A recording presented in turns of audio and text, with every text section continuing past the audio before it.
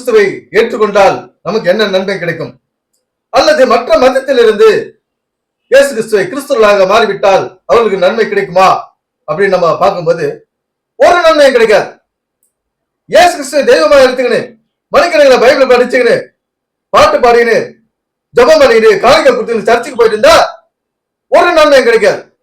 இயேசு கிறிஸ்து என்பது ஒரு கொள்கை, கிறிஸ்து என்பது ஒரு கொள்கை, கோட்பாடு. அந்த கோட்பாடு, கொள்கை கோட்பாடு நாம கையாண்டாதான் நம்முடைய வாழ்க்கையில வெற்றி கிடைக்கும். அந்த கோட்பாடு எதெல்லாம் பைபிள் எழுதி வச்சுக்குது, அதெல்லாம் யாரும் இது வரைக்கும் சொன்னது கிடையாது. இது வரைக்கும் மனிதனுக்கு பயன்படுற விஷயத்தை இந்த பைபிள் இருந்து ஒண்ணு கூட சொன்னது கிடையாது.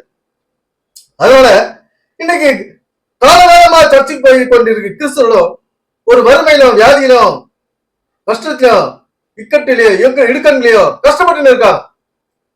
அதனால கிறிஸ்துவாகிட்ட நமக்கு எல்லாம் கிடைச்சிடும், நிம்மதி கிடைச்சிடும், சந்தோஷம் கிடைச்சிடும், சமாதானம் கிடைச்சிடும், வியாதி போயிடும், ஒண்ணு போகாது. இந்த இயேசு கிறிஸ்து என்பது ஒரு கொள்கை. அந்த கொள்கை கோட்பாடு நம்ம கையாள வேண்டும். இயேசு கிறிஸ்து என்ன சொல்றாரு, பைபிள் என்ன சொல்லுது நம்முடைய வாழ்க்கை குறிச்சு? ஒரு தனிமனிதன் இந்த உலகத்திலே சந்தோஷமா இருக்கணும், ஒரு குடும்பம் இந்த உலகத்திலே சந்தோஷமா இருக்கணும், அதுக்கு இந்த பைபிள் என்ன சொல்லுது அதை நம்ம ஆராய்ந்து அறியணும். சும்மா நம்ம பைபிளை படிச்சுட்டு ஜெபம் பண்ணிட்டு பாட்டு பாடிட்டு கை தட்டிட்டு போறதுல ஒரு அர்த்தம் இல்லை.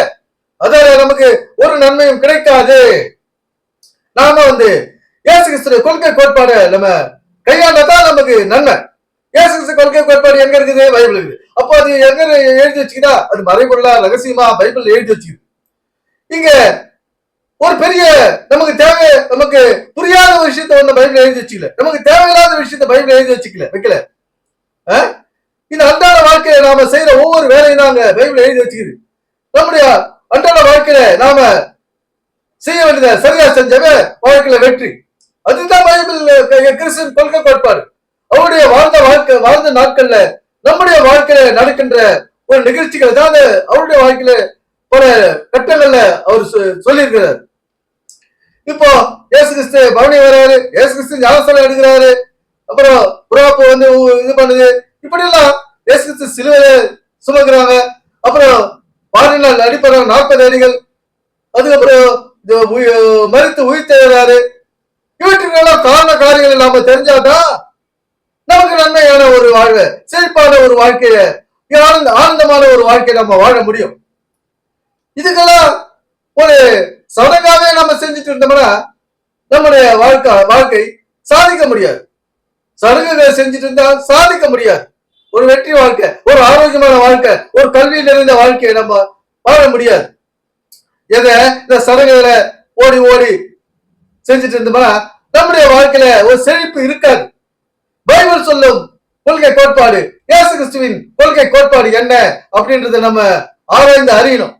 அப்பதான் நமக்கு வெற்றி வாழ்க்கை வாழ முடியும். அதன் அடிப்படையில் நம்ம வாழ்ந்தாதான் ஒரு ஆரோக்கியமான வாழ்க்கை, ஒரு செழிப்பான வாழ்க்கை, ஒரு கடன் இல்லாத வாழ்க்கை, பணப்பற்றாக்குறை இல்லாத வாழ்க்கையை நம்ம வாழ முடியும். அதை விட்டுட்டு இயேசு ஏற்ற போற 4 பேர் நம்ம மதம் மாற்ற போறேன், ஒரு நன்மையும் கிடையாது. அதாவது பிரச்சனை தான் வரும். நாம கிறிஸ்தவர்கள் ஒரு நல்ல வாழ்க்கையை, செழிப்பான வாழ்க்கையை, ஒரு பற்றாக்குறை இல்லாத வாழ்க்கையை, 4 பேருக்கு உதாரணமான வாழ்க்கையை நம்ம வாழும்போது அவங்க பார்த்துட்டு நம்மள போல நம்ம எதை ஃபாலோ பண்றதை கேட்டு அவங்க அதை ஃபாலோ பண்ணி அவங்க நன்மை நல்லா இருப்பாங்க. இந்த வாழ்க்கையை தான் நம்ம வாழணும். இயேசு கிறிஸ்து ஒரு உதாரண புருஷர். நம்ம வாழ்க்கை, அவருடைய வாழ்க்கையில நிகழ்நாட்டமான நடந்திருக்கிற விஷயங்களை நம்முடைய நிஜ வாழ்க்கையில பயன்படுத்தி மற்றவர்களுக்கு உதாரணமான வாழ்க்கை நம்ம வாழணும். ஒரு செழிப்பான வாழ்க்கை, ஒரு சொந்த வீடோட ஒரு பேங்க் பேலன்ஸோட இருக்கணும். கஷ்டப்படுறதுக்கு 4 காசு கொடுத்து உதவணும். ஒரு ஆரோக்கியமான வாழ்க்கையை நம்ம வாழணும். நோய் நொடி இல்லாத வாழ்க்கை. இப்படி வாழ்ந்தா தான் நம்ம மற்றவங்க நம்மளை பார்த்து அதன்படி வாழ்வாங்க.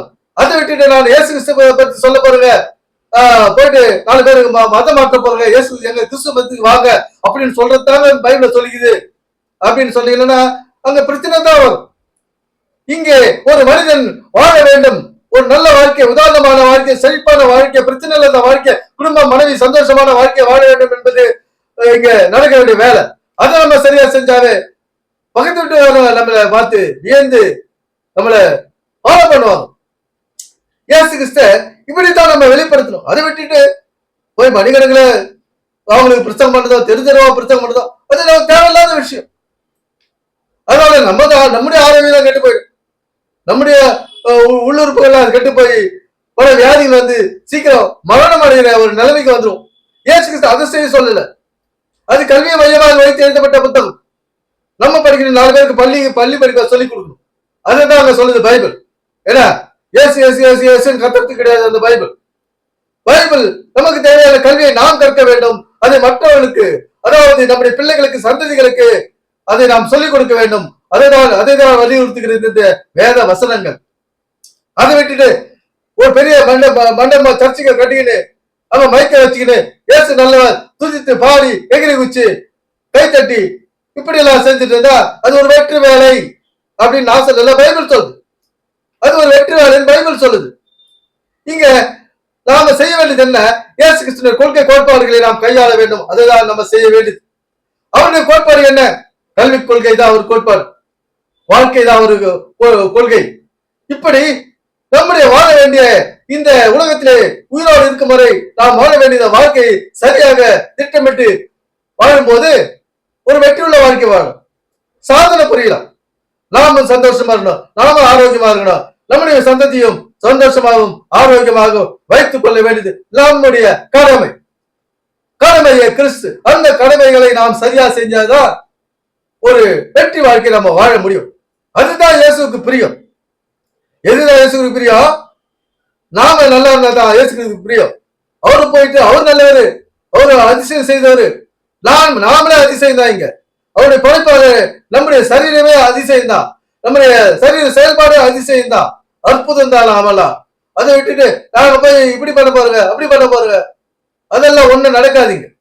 நாம இங்க சரியா செய்ய வேண்டியத அன்றாட கடமைகளையும் பெற்றோருக்கு, பிள்ளைகளுக்கு, மனைவிகளுக்கும் செய்ய வேண்டிய செய்தாதான் இங்க வாழ்க்கையில வெற்றி. எனவே சிந்திப்போம், செயல்படுவோம். நன்றி, வணக்கம் நண்பர்களே.